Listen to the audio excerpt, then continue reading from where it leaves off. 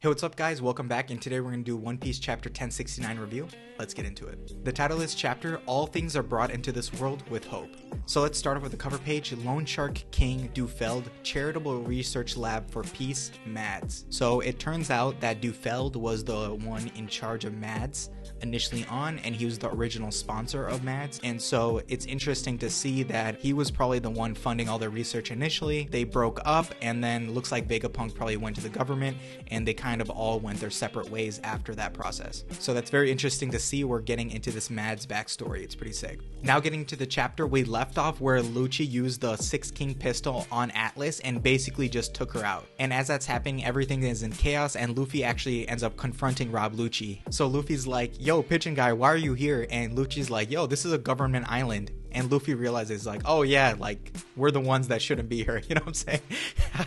And as they're about to get to fighting, Kaku reminds Lucci that, yo, dude, this guy's an emperor. You don't want to fight him yet. We need to get approval to fight him. And Luffy just like casually hands off Bonnie to Jinbei like nothing. He just hands her over like an item. It just ends up being that Lucci and Luffy just ignore everyone's advice and are ready to brawl, right? So they really don't like each other anyway. And Luffy is just like, that kid gave us food, right? Atlas gave them food. And anyone who gives Luffy food is his best friend, basically. Anyone who hurts the people that gave him food are his direct enemies, and Luffy is ready to brawl. Like, he's ready to go. We then quickly shift over to Navy headquarters, where Akainu is finding out that Straw Hat is on Egghead Island. And Akainu also realizes that Vegapunk probably picked up that CP0 was there to take him out, and that's why all this stuff is happening, and that's why he recruited Luffy to his side. Something else we learn here is that Kizaru was already headed to Egghead Island before Akainu even ordered him to, and Kizaru seemed to have some kind of prior operation at Egghead Island already. So he was already headed there, and who knows to do what. We know that Sentomaru and Kizaru had some kind of relationship before, and we know that there is a relation between Kizaru and Vegapunk. I wonder why Kizaru would head there in the first place, since there was already an order to take out Vegapunk. If he really wanted to talk to Vegapunk, he would have gone there prior to this mission. So it didn't quite make much sense why he would go there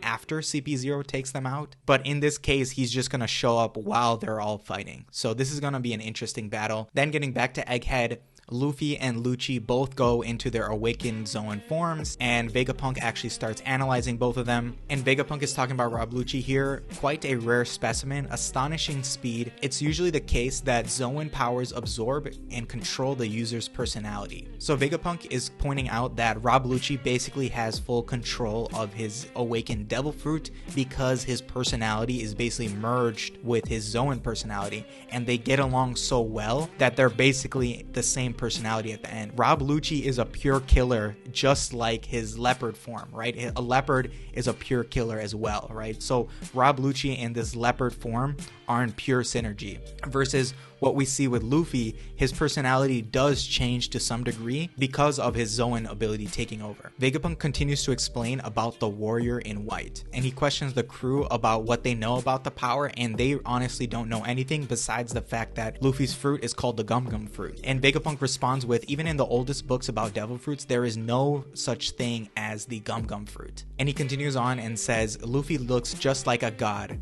Nika, the sun god. And the crew is completely lost, and they're like, what? We've never heard of any sun god Nika before. And Vegapunk's like, yeah, of course you haven't. It's been erased from history. And we learn more about sun god Nika here, as Vegapunk says, but as long as people wish for him, his existence will never truly disappear. So my guess on what Vegapunk is saying here is that as long as people hold out hope for sun god Nika to return, there is always a possibility for his return, and that's why it took 800 years for Sun God Nika to awaken again, because of the hope of the entire world. And Vegapunk gives us the craziest insight we have ever seen in One Piece about devil fruits. He says, all things are brought into this world with hope, even the devil fruits. This instantly reminded me of what Kaido was talking about with devil fruits. Kaido says, in the end, a strong devil fruit power isn't enough to conquer the seas. Such hurdles can only be overcome with Haki. This got me thinking about the dichotomy between Haki and devil fruits. Willpower versus hope. So by definition, hope means the feeling that what is wanted can be had.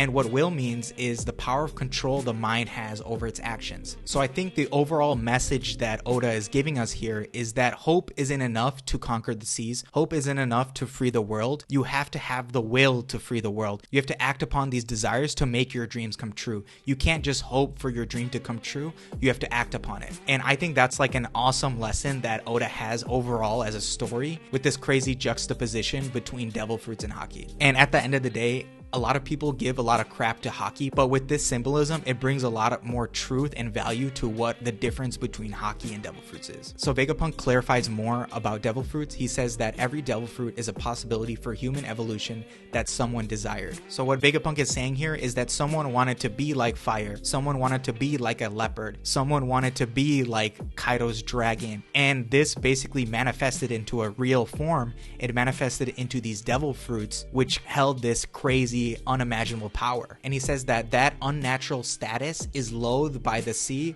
the mother of nature. So people's hopes being brought into existence has been loathed by Mother Nature. So that's why devil fruit's weakness is the water, because the water and the sea hate this unnatural ability. And Vegapunk says here, those with powers exist in different dimensions dreamed up by someone else before them. So what Vegapunk is saying is that there's beings in alternate dimensions that have these abilities, and these abilities have been dreamed up by someone else in the past. So this brings up, are the devil fruits actually based on real devils in alternate dimensions? And the fruit is the connection between that devil and a human, and that's what gives them these crazy abilities. I also saw another translation of this to try to understand some more. So it says that one who has eaten a fruit lives a totally alien existence born out of the limitless permutations of imagination. So what that's kind of saying is that they live a completely unnatural existence born out of the imagination of people. And so this brings up tons and tons of questions. Who dreamed of these? Are they actual demons? Are they people? Who dreamed of these powers? And even if they were dreamed, how did that connect them to the human world? And so is it where these devils have to dream of these abilities, and then these dreams are manifested into fruits that pop up on like the Adam and Eve tree? So there's just tons and tons of questions on how this actually works, but I guess we're gonna find out more about this. Honestly, a lot of it is just conjecture right now, so we can't make any real deductions on how the full process works, but at least this gives us a hint and insight onto what the source of the power of the devil fruits is. And as Lucci and Luffy are continuing to fight, Vegapunk reaches out to Sentomaru and puts the Seraphim under Sentomaru's command, and it's cool to see that Sentomaru is conflicted with going against the world government, but Vegapunk does point out that he's the one that took Sentomaru in and saved his life, so Sentomaru clearly